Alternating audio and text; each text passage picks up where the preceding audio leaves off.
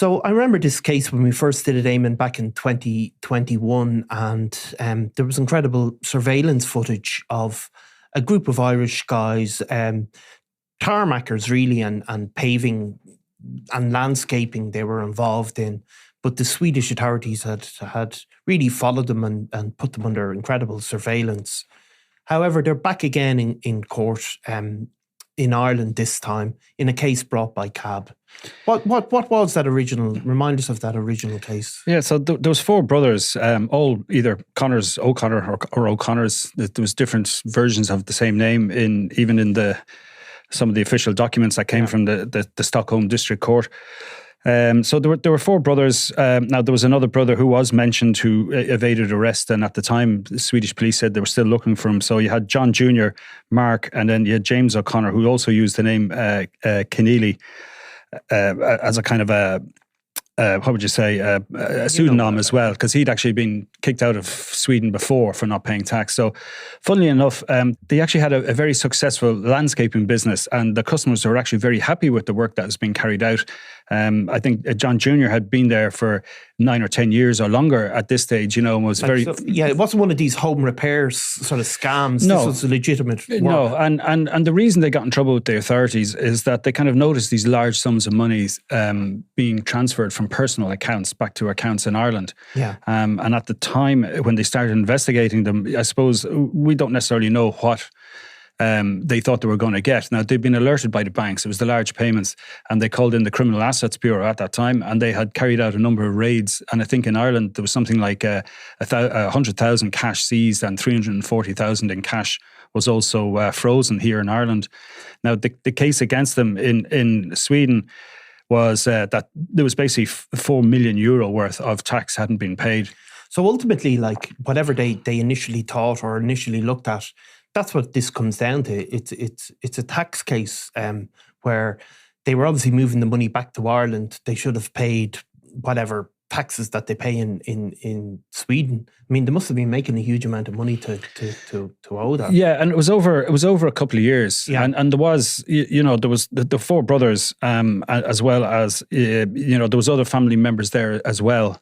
Yeah. So I mean, they were working together. They also there was two Swedish people that were charged as well. They were part of the business, and they were done for various offences. But yeah, look, it was a criminal case, but it was about tax. It wasn't about fraud or deception or anything else like that. It was purely just for tax, although there was an element of fraud and forgery because of different documents that were used. Obviously, some of their customers, for instance, I think one of them was a kind of a residents association, so they needed a receipt. Yeah. And these bogus receipts were generated for them. So that's where the kind of the forgery came in. But the people who were getting the work done were quite happy with the work, ironically enough, So they obviously they get paid there and just they just transferred it basically back to accounts in Ireland.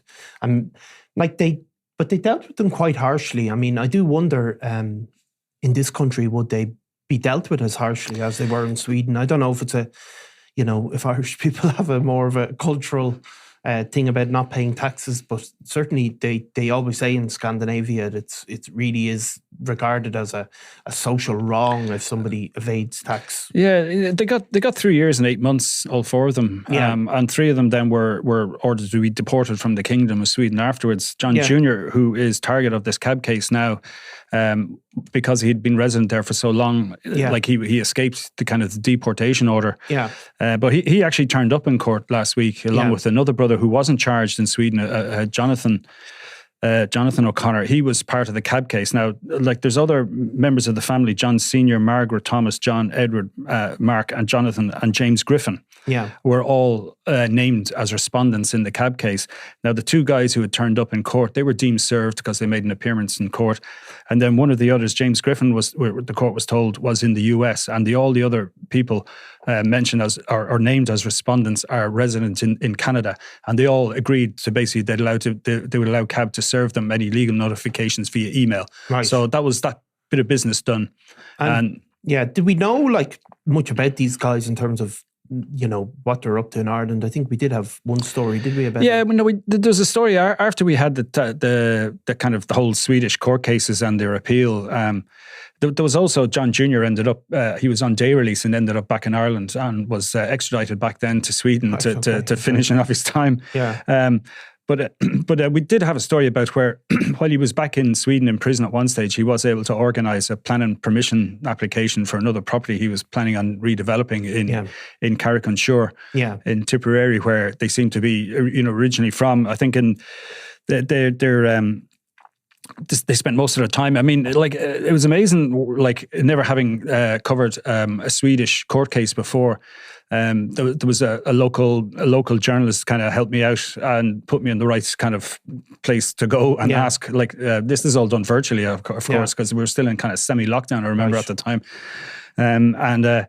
the district court clerk was all through English. Were very helpful and saying, "Well, what are you looking for?" And I says, "Well, what can I get?" And they, and I says, "I want to get an outline of the case." He says, "Yeah, we can give you an outline of the case." And they emailed me. I think nearly a 6,000-page document. It was essentially the book of evidence that you would. Right, okay. So there was absolutely everything in it, including photographs and the painstaking methodology that the police used to track down. I mean, it's up there with any kind of terrorist kind of investigation that we've become aware of, that we've seen in court. I mean there was talk recently about the kind of the controversial use of the Cellbrite technology by the guards, which is it's a software developed by a company based in Israel that basically allows you to download everything on an iPhone. Now it's actually owned by a Japanese company. The reason it came to prominence recently was because it was in a murder trial and the guy hadn't handed over his lock code, which you would think something like that is really easy to get through, but it just actually isn't for the guards because there's so many combinations of a six number code, and it was in this case, they used this technology and they were able to open the phone and find this very damning video of the lead up to the murder of his wife in this case. But it has proved controversial in other cases because they've also sold this technology to repressive regimes and things like that. Yeah, and it's kind of when the Garda Commissioner spoke about it was a case of we're going to continue using it. It's like, oh, we've been using it all along, essentially. And it's been a kind of a feature of any kind of modern police force that's in their toolbox, so to speak. Yeah. But unfortunately, it is there is this criticism of it because it's been used by repressive regimes against journalists or campaigners or activists and opposition politicians and that sort of thing. But whereas other phones are always more vulnerable to that. Because if you remember, there was a couple of years back where the FBI took the Apple Incorporation or whatever to court over looking for access to a phone, and it was to do with an Al Qaeda related attack in the US. And Apple won their case, and they weren't allowed to kind of grant any kind of backdoor access because they said there wasn't one, and that iPhones are perfectly secure. But in the meantime, Cellbrite have popped up and have been very effective in cracking iPhones. So we got to see the guy's shopping list and the little. Do we remember what was on it? Do we? Well, there was one bit where I had to laugh where they were closing in. The police were closing in on them, and the Swedish woman who had kind of been doing the books for them or doing the kind of looking after the business side of things and generating the invoices for the guys or whatever they needed and transferring the money. And she was complaining, saying, you need to give me kind of a better story. We're in trouble here. And one of his replied, this is all on kind of text messages. And one of them was replies, I should have left you behind at that filling station in some remote town in Sweden. Okay. So you wonder what's going on. Yeah. But no, it was just, they got, they did so many things to track them down. They had them under surveillance at one stage and were able to link them to all the vans, and all the photographs were in this big file that they sent as well. I do remember as well in court they were describing one guy as he's very dominant, and they gave a whole kind of a narrative with it as well. This was the Swedish lady had more or less said that John Jr. was the boss and that all the others deferred to him and that he was the guy in control, even though the father was there and present, and he's mentioned in the legal file, and he's photographed in it, but he wasn't part of the case. But John Jr. is seen as the guy, as the main man in the kind of the group, certainly in terms of making the decisions about their comings and goings. So the case brought by Cab Eamon is that's That's obviously to do with the assets that are here.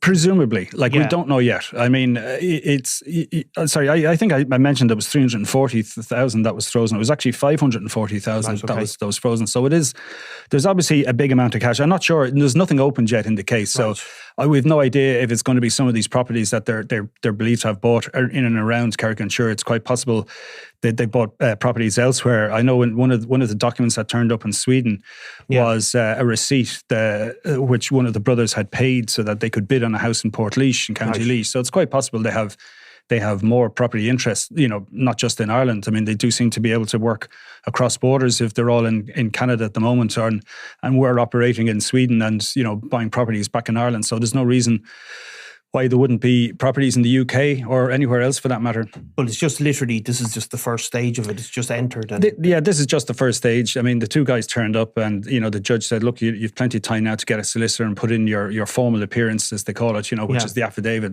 saying that, this isn't true and I'm going to fight it. And then you continue in that vein. And if you have the evidence, you do your best to hold on to your assets. Yeah.